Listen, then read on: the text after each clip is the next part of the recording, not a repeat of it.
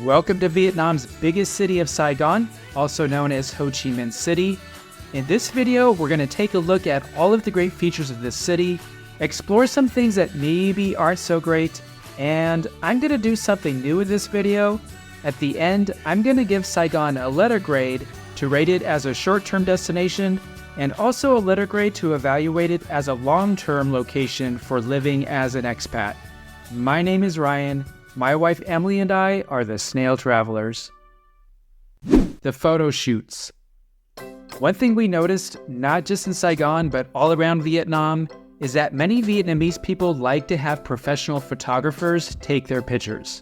And when visiting the various historical buildings, it's fun to see the photo shoots. Here we are at the Saigon Central Post Office. This grand 19th century building still functions as a post office today and also seems to function as a photo shoot location, as you can see in the video clip here.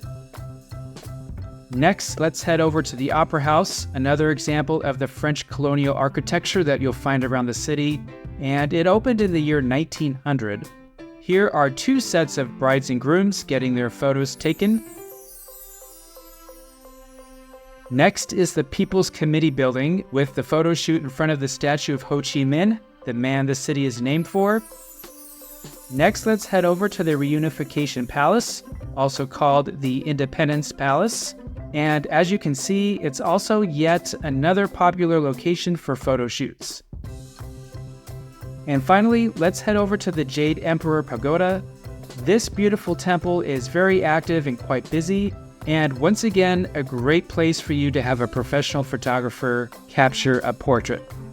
We really enjoyed seeing the role that photo shoots like this play in Vietnamese culture, and we give this experience a thumbs up. Banh Mi Huyen Huo. Yeah, I know I'm not pronouncing it accurately, but I don't care what it's called. I just want to eat the sandwiches. Now, we've been eating banh mi sandwiches all over Vietnam for quite a while, but these are different. First of all, they are huge. I mean massive. Probably about 3 times bigger than the others we've had. The other difference is that they only have one type of sandwich here. It's a mix of different meats and sauces put into one sandwich. Why even offer other varieties when this one is so good, right? It's about $3 to get one of these. It's so popular that they had to make a separate line just for the food delivery drivers, and that tells you just how good they are. Eddie's Diner. This is a classic American diner from the 1950s, genuinely themed and decorated. Now, before you say, why are you eating American food in Vietnam? You should be eating Vietnamese food. Well, let me just say that yes, we are Americans, but remember, we don't actually live in America. We live in Turkey. We don't eat American food very often, and this place looked really fun when we walked by. We were there in the morning, so we both ordered the classic American breakfast, eggs, toast, bacon, and hash brown potatoes. The price was about $5 each, definitely more expensive than a typical Vietnamese breakfast, but probably still a little cheaper than what you would pay in the United States. The trees. We were surprised to see a lot of large, and I mean huge, trees lining many of the roads in Saigon, especially in District 1, where we have spent most of our time. In a lot of newer cities, it seems like most of the trees are just completely bulldozed away during construction. So it's really nice for us to see the massive trees preserved right in the heart of the city. The greenery just adds a nice touch, don't you think? And so we give a thumbs up to the trees in Saigon. Ben Thanh Market. This market is huge, absolutely massive, but there is no need to visit every stall because a lot of the merchandise for sale is repetitive, and you'll find the same stuff over and over. And the stuff for sale here tends to focus on things tourists might want to buy and souvenir type items, t-shirts, clothing, jewelry, hats, you name it. If it's something a tourist might want, you will find it here. Now, visiting this market might be a little overwhelming. Some of the vendors, not all, but a few, can be a little bit aggressive. There have been a few times when someone would grab our arm to try to pull us into their shop. And in the food section, some of the vendors stood in front of us and wouldn't let us pass until we looked over the menu they were holding. This does become a little bit overwhelming, and since we don't buy souvenirs anyway, we're going to give Binh Thon Markets a thumbs down. Thanh Dinh Market. Okay, we had a very different experience at this market compared to the previous market I just told you about. This market, yeah, much less intense. The vendors, much less aggressive. And the reason for this?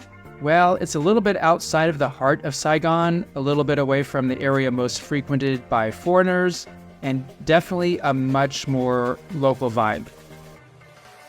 But if you're looking for souvenirs, then you'll probably want to skip this market and go to the Binh Thon Market I already told you about. This market has clothing, everyday household items, fabric, lots and lots of fabric, and some produce and meat in the back. We personally think this market is the better of the two and give it a thumbs up. The cost of living. Let's take a tour of our apartment first, and then I'll tell you how much it cost. Here we go. All right, we are in Saigon in District 1. We just arrived, and let's take a tour of our apartment here. Start with the bathroom. We've got our sink here, and over here is our toilet and our shower. And then here is our main living area. We've got our sofa, bed, so it's kind of like a studio.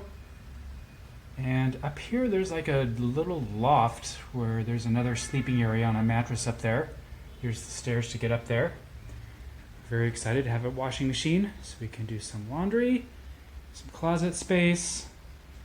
And then over here we've got microwave, a little fridge, freezer, a desk. We always want to have a desk place to sit.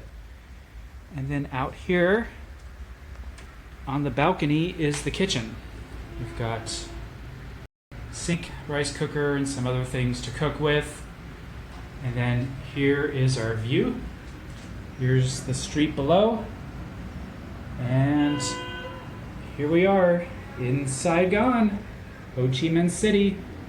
So this apartment on Airbnb goes for $27 per night or $800 per month, which is actually a bit high.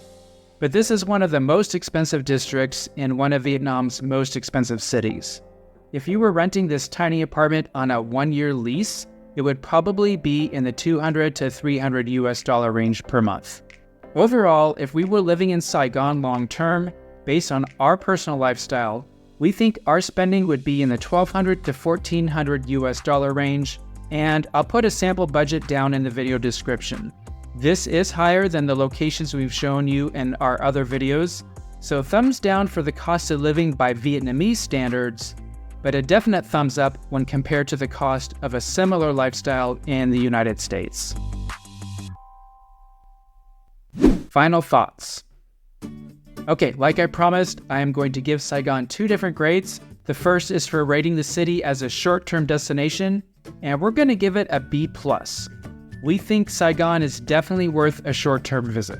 And although we personally would choose Hanoi over Saigon if we had to choose just one, we still believe that Saigon is a great place to experience everything Vietnam has to offer: the food, the culture, the people, the adventures, you name it, and Saigon has it.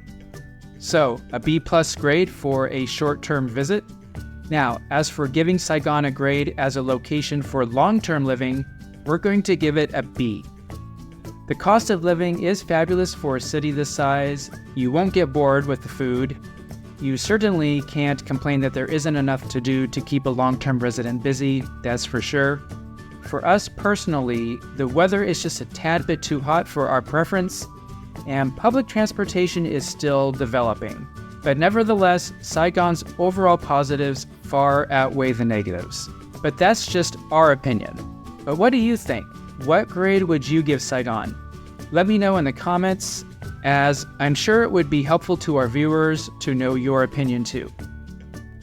Hey, give that playlist you see a tap to see our collection of videos from destinations around the world, and hit that subscribe button so you don't miss any of our future videos. Thanks for traveling with us.